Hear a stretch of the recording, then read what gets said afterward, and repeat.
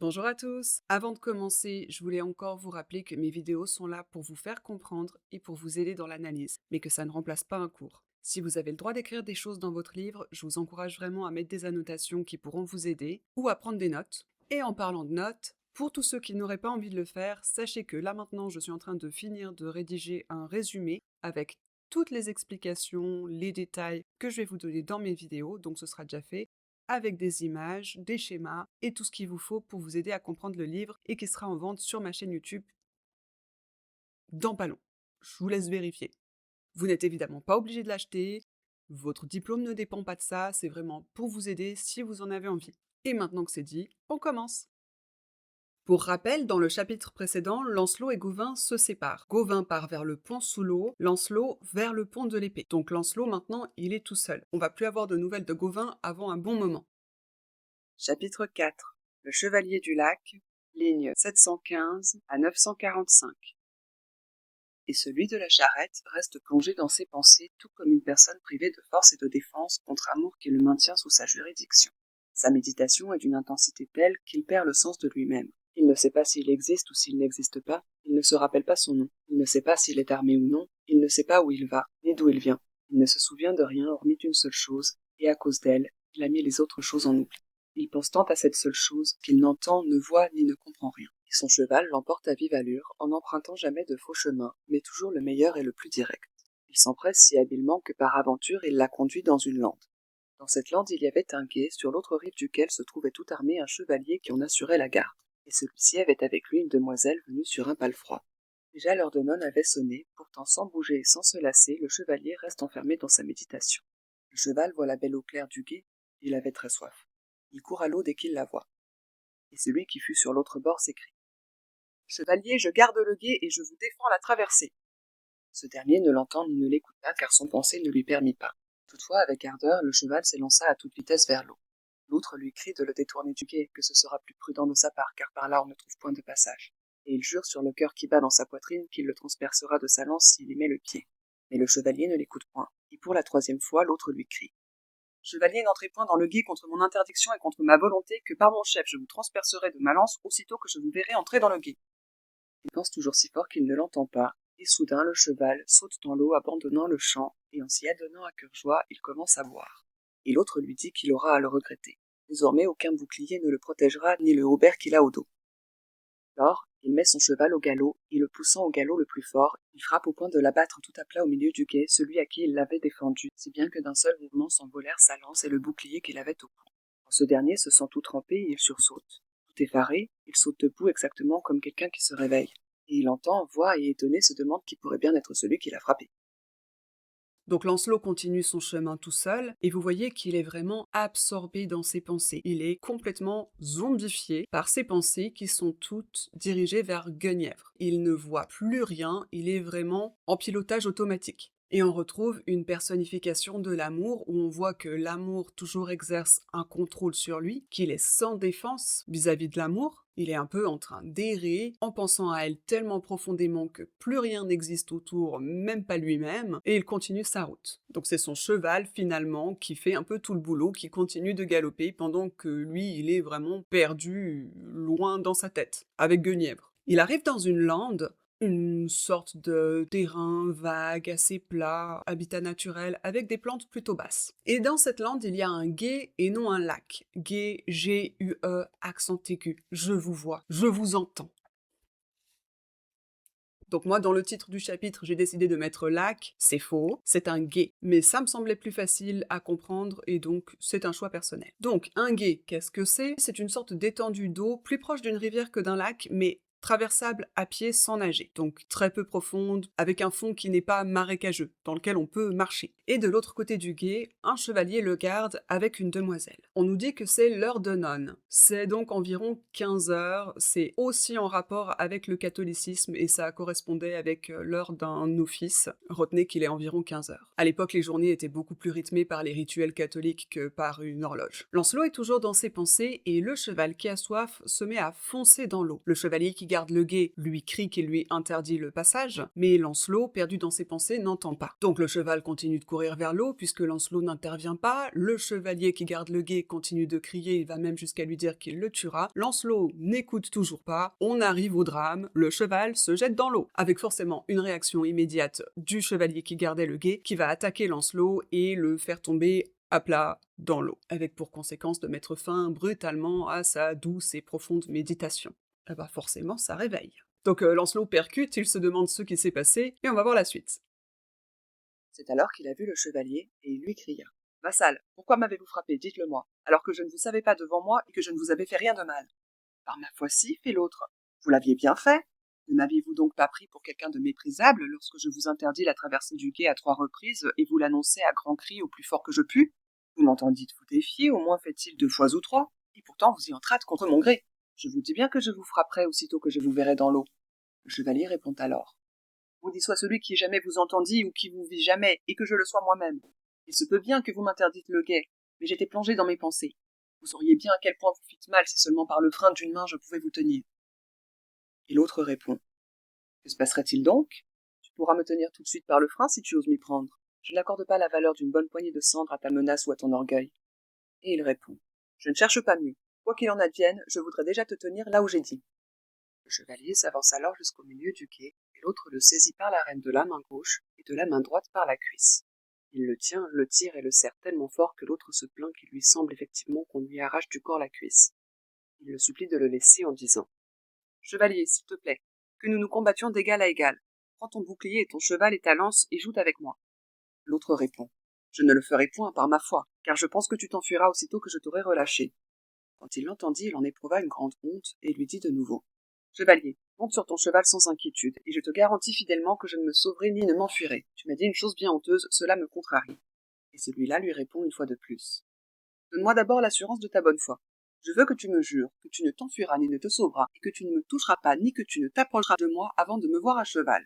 J'aurai à ton égard fait preuve de grande bonté, vu que je te tiens en mon pouvoir si je te relâche. L'autre le lui jura, car il ne peut plus rien faire d'autre. Et lorsqu'il reçut la garantie nécessaire, il prend son bouclier et sa lance qui flottait au milieu du quai en aval au fil de l'eau et se trouvait déjà bien loin. Puis il revient chercher son cheval. Lancelot demande au chevalier qui l'a attaqué pourquoi, alors qu'il a rien fait, il comprend pas, logique. Et l'autre lui répond qu'il lui a dit plusieurs fois de s'arrêter, qu'il lui interdisait l'entrée du guet, que Lancelot a ignoré avec mépris ses interdictions, et que c'est la raison même pour laquelle il l'attaque. Il l'avait prévenu. Et là, dans la réponse de Lancelot, qui peut être un peu surprenante à notre époque, vous voyez qu'il maudit toutes les personnes qui l'ont entendu un jour. De nouveau, à l'époque, on était beaucoup plus catholique, on n'avait pas envie de finir en enfer, c'est une manière de lui jurer et de lui garantir par sa parole qu'il l'a pas entendu. Il ne fait pas partie de ceux qui sont maudits, puisqu'il a maudit tous ceux qui l'ont entendu. Bref, tout ça pour dire qu'il lui assure qu'il l'a pas entendu, quoi. Qu'il était juste perdu dans ses pensées, et là ça tourne mal parce que Lancelot dit qu'il lui ferait comprendre qu'il a mal fait, si seulement par le frein il pouvait le tenir. Tenir par le frein, c'est tenir par une partie de la bride. Étant donné que le chevalier il est sur son cheval, pour accéder à lui c'est plus compliqué, c'est plus facile de l'attraper par le frein. Donc s'il le tenait de manière simplifiée, il lui ferait regretter. L'autre, verbalement en tout cas, prend le combat, lui demande qu'est-ce qu'il va faire, tu pourrais le faire maintenant. Dans sa réponse, l'autre le challenge. Donc ça s'envenime, et en plus il ajoute qu'il ne donne pas la valeur d'une poignée de cendre à ses menaces et à son orgueil. C'est insultant, c'est-à-dire qu'il se fiche de ses menaces, mais aussi de son orgueil. Réponse plutôt méprisante. Il est donc pas désolé. Forcément, Lancelot réagit, il va vers le chevalier, il attrape le cheval au frein pour l'immobiliser, et il le tient à la cuisse, il serre, il tire, bref, il lui fait atrocement mal, suffisamment pour que l'autre commence à supplier et qu'il lui demande un combat, un duel donc, ou une joute. Une joute, pour ceux qui ne sauraient pas ce que c'est donc un combat entre deux chevaliers, ça vous l'avez compris. Ça peut être directement au sol avec des armes, l'épée, la hache, etc. Mais ça peut aussi commencer à cheval, où ils se foncent l'un sur l'autre avec la lance, je pense que vous avez déjà vu ça, quand l'un des deux tombe, on continue à terre, avec des épées, voilà. Dans un premier temps, Lancelot refuse, au motif qu'il pense que l'autre va s'enfuir s'il le lâche. Ce qui est plutôt insultant, parce que c'est être lâche, Et c'est quelque chose de honteux. D'ailleurs, vous voyez qu'il a honte de ce que Lancelot lui a dit. Il lui garantit qu'il le laissera aller récupérer ses armes, s'armer correctement, et qu'ils pourront avoir un duel. Vous voyez dans ses propos qu'il tient à réparer plus ou moins son honneur. Donc Lancelot fait jurer à l'autre chevalier qu'il lui laissera aller récupérer ses affaires et qu'ils pourront avoir un duel. D'ailleurs, le fait de jurer devant Dieu, c'était aussi quelque chose de très important à l'époque. On évitait de mentir là-dessus. Lancelot lui fait remarquer l'élégance dont il fait preuve envers lui en le relâchant, ce qui au passage est vrai et fait partie de cet idéal de l'amour courtois, hein. Encore une fois, il a un comportement exemplaire. L'autre jure, Lancelot va chercher ses affaires et se prépare. Quand il l'eut pris et fut remonté en selle, il saisit le bouclier par les sangles et fixe la lance sur la matelassure de l'arçon, puis tous deux galopent l'un vers l'autre au plus fort qu'ils peuvent faire courir leurs chevaux. Celui qui dut défendre le guet attaque le premier son adversaire et le frappe si fort que sa lance d'un coup se met en pièces. Et l'autre l'assène avec une telle violence qu'il l'envoie tout plat au fond du guet si bien que l'eau se referme sur lui. Ensuite il recule et descend de cheval car il se jugea fort capable de confronter et de chasser devant lui 100 hommes de cette espèce. Du fourreau il tire son épée d'acier et l'autre en bondissant sur ses pieds tire la sienne qui resplendissait, qui était bonne. Et ils s'en viennent au corps à corps. Les écus qui reluisent d'or, ils les tendent devant eux et ils s'en couvrent. Ils font si bien travailler leurs épées que celles-ci ne s'arrêtent ni ne se reposent jamais. Ils osent se donner des coups terribles, au point même que la bataille en durant aussi longtemps fait naître un sentiment de honte très grande dans le cœur du chevalier de la charrette, et il dit qu'il risque de rembourser bien mal la dette contractée lorsqu'il s'est engagé sur ce chemin, vu qu'il a mis si longtemps pour venir à bout d'un seul chevalier. S'il eût trouvé encore hier en quelques vallons une centaine d'hommes pareils, il ne croit ni ne pense qu'ils eussent pu se défendre contre lui, et il se sent bien triste et irrité en voyant sa valeur tellement diminuée qu'il perd ses coups et gaspille sa journée. Alors il fonce sur l'autre et le presse si fort que celui-ci abandonne la partie et s'enfuit. Gai, chose qui le contrarie beaucoup, et passage il les lui octroie. Ce dernier le pourchasse sans se désister jusqu'à ce qu'il tombe sur ses mains. Alors celui de la charrette le rattrape et jure par toutes les choses visibles qu'il avait très mal agi en le faisant tomber dans le gué et en coupant court de la sorte à sa méditation. Donc Lancelot est prêt, il fixe sa lance sur la selle du cheval. Oui, il ne les tenait pas à la main, ça leur aurait pété le poignet. Voilà. Ils se foncent dessus le plus fort qu'ils peuvent à cheval, et on voit que l'autre chevalier casse sa lance. Alors vous me direz, oui, c'est un détail. En fait, c'est important. Parce que c'était considéré comme quelque chose de spectaculaire à l'époque que de casser sa lance. Donc quand vous voyez une lance se briser, ça montre que c'est un combat spectaculaire, que c'est pas un petit combat où Lancelot gagne facilement, qu'il a un adversaire qui est valeureux. Donc ça donne plus d'importance aux victoires de Lancelot. Voilà. Donc on en revient au combat. Lancelot, lui, fait tomber le chevalier du lac dans l'eau. Donc Lancelot descend du cheval, ils vont continuer à pied, ça c'est la suite logique. Vous voyez qu'ils se donnent beaucoup de coups, que c'est un combat qui est énergique, que c'est deux adversaires qui sont forts. De nouveau, ça ajoute du mérite à la victoire de Lancelot. On lui donne pas la victoire sur un petit plateau d'argent. Et juste là, on nous dit quelque chose d'assez étrange, que tout à coup, Lancelot éprouve de la honte, et le texte parle de rembourser une dette qu'il aurait contractée en chemin. La dette qu'il a contractée en chemin, c'est la mission qu'il s'est fixée d'aller délivrer Guenièvre. Donc en fait, il a honte de ne pas battre ce chevalier plus vite, il est surpris de la médiocrité de ses performances, apparemment, et il se demande s'il va réussir à mener à bien sa quête. Il continue son raisonnement, et il se dit qu'hier encore, il aurait battu une centaine d'hommes comme celui-là, alors que là, il peine à vaincre celui-là tout seul. Donc de nouveau, constate une baisse de ses performances. Et en fait, cette baisse de performance, elle est due à une chose, l'absence de Guenièvre. Guenièvre, la reine dont il est amoureux. En fait, il est tellement amoureux d'elle qu'il est affaibli par son absence. C'est comme si un morceau de lui manquait et qu'il n'avait pas accès à toute sa force. Mais le fait d'y penser fait qu'il retrouve sa force, que son amour lui donne de la force aussi. D'un côté, son amour l'affaiblit, mais de l'autre, il le rend plus fort. Il prend le dessus sur l'autre chevalier qui finit par fuir lâchement le duel. C'est honteux. Il abandonne le passage, le guet, etc. Et Lancelot le pourchasse. C'est pas fini. Bah oui, maintenant qu'il a perdu, il doit être puni. En fuyant, l'autre tombe par terre, Lancelot le rattrape et lui reproche son comportement, de l'avoir fait tomber dans l'eau, de l'avoir attaqué, etc. Il lui reproche aussi de l'avoir sorti de sa méditation. Alors ça semble un peu étrange comme ça, mais en fait non, ça montre l'importance de ses pensées pour Guenièvre, donc l'importance de Guenièvre. Et ouais, c'est une démonstration de la force de son amour en fin de compte. La demoiselle qu'avec lui le chevalier avait emmenée entend et écoute ses menaces. Elle a très peur, et elle le supplie par égard pour elle de le libérer et de ne pas le tuer. Et il dit que sans faute il le tuera, que pour elle, il ne lui est pas possible d'avoir pitié de quelqu'un qui lui a fait subir un affront aussi honteux. Il avance donc jusqu'à lui, l'épée toute prête, et épouvanté, l'autre dit Pour Dieu et pour moi, accordez-lui la grâce qu'elle vous implore et que je vous demande moi aussi. Et il répond, que Dieu en soit témoin. Jamais nul ne se comporta à mon égard si méchamment que s'il invoquait Dieu en me demandant grâce, pour Dieu et comme il est juste, je refusasse de la lui accorder une seule et unique fois. J'aurai donc pitié aussi de toi, car je ne dois pas te la dénier puisque tu me l'as demandé. Mais c'est à la condition que tu t'engages, là où je voudrais, à te constituer prisonnier quand je t'en donnerai l'ordre. L'autre donna sa parole, son chagrin reste bien fort. De nouveau la demoiselle dit, chevalier noble et généreux, puisqu'il t'a demandé grâce, tu la lui as octroyée. Si jamais prisonnier tu délivres, délivre-moi ce prisonnier-ci. Laisse-le-moi franc de toute servitude de prison, et je te promets en temps opportun une récompense toute faite pour te plaire, que je t'offrirai dans la mesure de mes moyens. Alors il la reconnut par les paroles qu'elle avait dites, et il lui remet libéré le prisonnier, et elle en éprouve honte et détresse, car elle pensa qu'il l'avait reconnu, chose qu'elle ne souhaitait point. Et il les quitte sur le champ, et tous les deux il le recommande à Dieu en lui demandant congé. Il le leur donne, puis il s'en va jusqu'à l'heure de vêpres, quand il rencontra une demoiselle qui venait vers lui, très belle et très charmante, fort élégante et bien mise.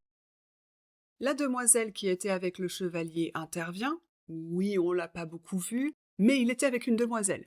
Et donc cette demoiselle, effrayée par les menaces de Lancelot, intervient et elle se met à supplier Lancelot de ne pas le tuer. Dans un premier temps, Lancelot refuse en prétextant une question d'honneur, il parle d'affront que lui a fait le chevalier, mais elle insiste pour Dieu et ça le fait changer d'avis.